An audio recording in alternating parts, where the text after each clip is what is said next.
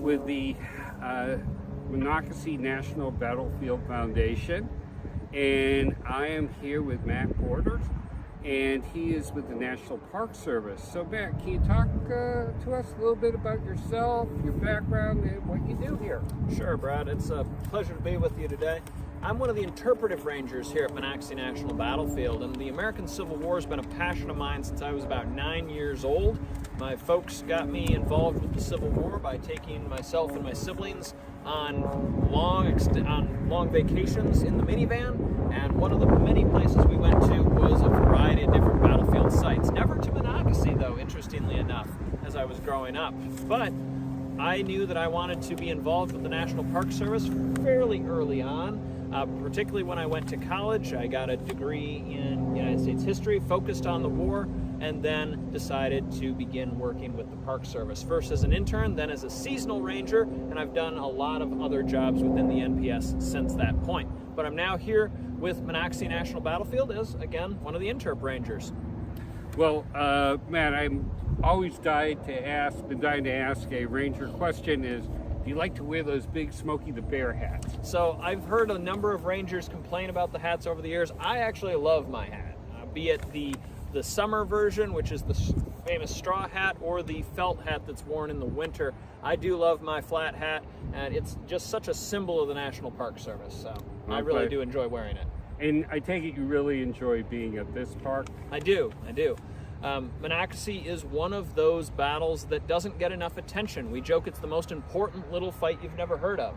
Now, this is going to delay a Confederate advance on Washington, D.C. in 1864, a strike that is hoping to relieve pressure on Richmond and Petersburg, which is under siege by this point by Ulysses S. Grant's forces, but also an attempt to affect the 1864 election. So we have a lot of different things occurring in part due to this battle, or this battle being a result of those issues occurring. And of course we have, like so many other National Park Service sites, layers of history here. And in terms of that battle, I'm not going to put you on the spot and have you give us the whole blow-by-blow of the battle, but overall, what happened on that one day? So July 9th, 1864, would see fighting right across this landscape that we're on today. We're out here near some of our reproduction guns, one of the many batteries that have been pinpointed by the National Park Service and utilized using cannon to kind of show the position of the guns throughout the day. So we would have had a lot of artillery fire across these fields, a lot of skirmishing as well. This battle, like I said, would have delayed that Confederate advance due to Federal forces guarding the bridges down here. Just off screen is the Monocacy River bending around us, and two bridges cross that river. The Iron Railroad Bridge of the Baltimore and Ohio Railroad, and the wooden covered bridge that takes the road that's behind y'all, 355, the Georgetown Pike, across the river. By stymieing the Confederate advance at those bridges, it's forcing them to put in more troops. It's forcing them to find other routes. And eventually, about 1.5 miles to the west of us from here, they would find the Worthington Ford, a natural low spot in the Monocacy River that Confederate forces are able to get across. Once they are across, they will begin to engage Federal troops south of the Monocacy River. That will encourage General Wallace, the Federal commander here, to burn the covered bridge, denying that crossing point to the Confederates, and concentrate his defense south of the Monocacy. He will succeed in further delaying those Confederates for the rest of the day. He will not be pushed off the field until around 5 p.m. Once pushed from the field, Confederate forces do pursue for a couple of hours, but by 7 p.m. they've been recalled back here to around Monocacy Junction. It has cost Jubal Early, the Confederate commander, 900 casualties and an entire day's march. And that's really going to be the key here, because by delaying his advance here on the fields around Monocacy Junction, it has bought time for Washington to reinforce its defenses. The national capital is the most heavily fortified city on earth, with 63 forts surrounding it at this point. But the northern ring of forts, those above the Potomac River, are very poorly manned. And so this time was needed to get troops back into those forts. Veteran troops being called up from the Army of the Potomac and from elsewhere. It's not only the rest of the 6th Corps, but also the 19th Corps and the Veteran Reserve Corps are being utilized in the defenses of Washington. We will see some of the United States colored troops involved in that defense as well. So a lot of not only veteran troops, but some thrown together forces as well, even the clerks of the War Department being armed at one point and put into those fortifications. So to have this delay, it was very much something they needed down there in the national capital. And one of the remarkable things about this battle, correct me if I'm wrong, is that this is really kind of a David versus Goliath struggle with the Union or Federal commander, Lew Wallace, greatly outnumbered. Very significantly outnumbered. So Wallace has his command, which is the Middle Department, or the 8th Union Corps. It's based out of Baltimore. He's got about 3,300 or so troops with him that he's brought out here to Monocacy Junction just a couple days before the fight. The vast majority of his soldiers are 100 Days men, or militia. These are not frontline troops. These are the guys who guard your camps and bridges and railroads, things like that, so that more experienced forces can go to the front. Now, fortunately for Wallace, he is actually going to be aided by a very experienced cavalry regiment that is operating in this area, the 8th Illinois Cavalry. And between the 8th Illinois and these 100 Days troops, particularly on July 7th, they will fight very well just west of Frederick. So well, in fact, that Wallace himself sends a telegram to Washington. "Think I've just had the best little battle of the war," is how he described it, knocking back those first Confederate attacks. But on July 8th, we've got more Confederate forces pushing through the Catoctin Mountain passes, and General Wallace recognizes he's not going to be able to hold the city. And that's why he's going to fall back to south of the Monocacy River, utilizing the high ground that is to the south of us, allowing him to cover those bridges. And fortunately, by that time, the wheels of the War Department have begun to turn, and veteran troops are being raced north, specifically the 3rd Division of the 6th Union Corps, commanded by James Ricketts.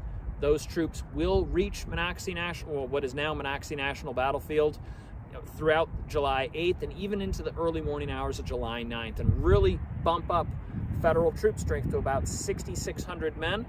And Wallace, Ricketts, Erastus Tyler, these officers, they're going to need all the help they can get, because the Confederates that are moving out of Frederick, Maryland on July 9th have between 12 and 15,000 troops with them and about 38 cannon.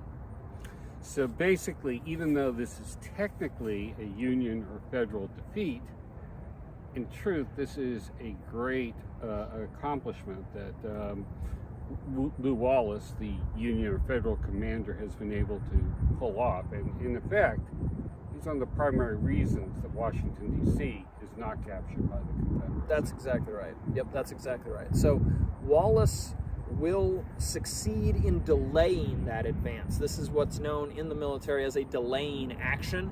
And while he is pushed off the field, Jubal Early is the tactical victor here. He does gain the field, but by delaying him, he has bought so much time for Washington, D.C. And Ulysses S. Grant himself would go so far as to write in his memoir that General Wallace has done more with a defeat than many generals did with a victory.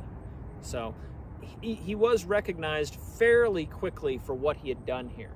And we'll hopefully in future videos we'll talk a little bit more specifically about Lew Wallace, who's an incredible individual. Mm-hmm. But I think it is fair to say that this battle and his performance in it really redeemed his career and standing in the Union Army. Certainly does. And by saying redeemed, that's because he has actually run afoul of the Federal High Command after the Battle of Shiloh in April of 1862. The tremendous casualties from that battle, even though it was a Federal victory, General Henry Halleck, Ulysses S. Grant, and others felt they needed to put some sort of blame out there. Somebody needed to be the reason for these terrible casualties. And General Wallace, who was not able to make it to the first day's fighting, though he fought very well on the second day of Shiloh, wasn't able to make it to the battlefield during the first day's fighting, and was not part of that West Point clique. He was a very easy target. And so he will be backburnered for about 2 years. He's going to do some good work in Indiana for the governor of Indiana. He's going to do even better work in Ohio for the defenses of Cincinnati, Ohio. In the spring of 1864 to work with the election of the state constitution commission that's being put together and the commissioners for that constitutional convention. So this is a very important battle, and Matt does a great job in giving tours of it and speaking to people about it. And you know, do you want to tell people, if they come to the battlefield, what they can expect to see and the best ways of touring it? We would love for you to join us here at Monocacy National Battlefield. We're the largest piece of green space just south of Frederick, Maryland, and we have a wide variety of ways to enjoy this battlefield landscape.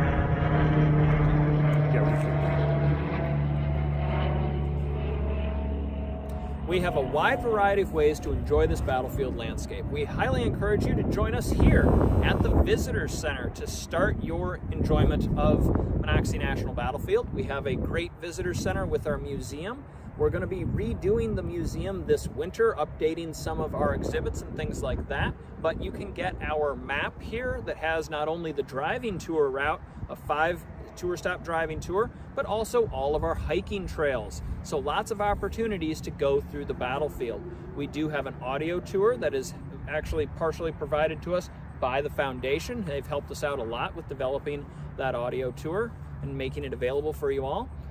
And we have lots and lots of hiking opportunities, not just those related necessarily to the fighting, but also nature trails and just enjoyment of this landscape. So basically there's several ways to enjoy this National Battlefield Park, both for, you know, historians, Civil War buffs, but for others who just, you know, love the scenery or want to look at, you know, various aspects of this Frederick area. Absolutely. And with fall coming on, we're going to be seeing a lot of color coming out in the trees. We'll have a lot of folks coming out specifically for the enjoyment of that fall weather and the beautiful views. And we encourage you to do so as well. Well, thank you very much, Matt. Final question. Do you have anything you'd like to add to tell people about the park, the battle, or the National Park Service, or anything else that you might think they'd be interested in knowing? Sure. So this fight here and the Monocacy National Battlefield fits into the larger context of 1864. As we kind of mentioned earlier, there are layers of history here for the American Civil War, but also for American history as a whole. All 5 of our farms saw the use of enslaved labor, and we've really begun to do a lot of good research and digging into those stories. We have stories of the early 20th century here on these properties with migrant labor and the farms that continue to operate well after the American Civil War. We have some industrial history here with the Gambrel Mill and the story of that very influential family that was operating here not only during the Civil War, but for decades after. So there's lots here at Monocacy National Battlefield. Like I said, layers of history far beyond just one day in July in 1864. Well, we hope to investigate some of those other areas in future videos, but for now, I just want to thank you, Matt, for spending some time with us. And we will be back with you with further videos about some of the things that Matt and Tracy have talked about. So thank you very much. Bye.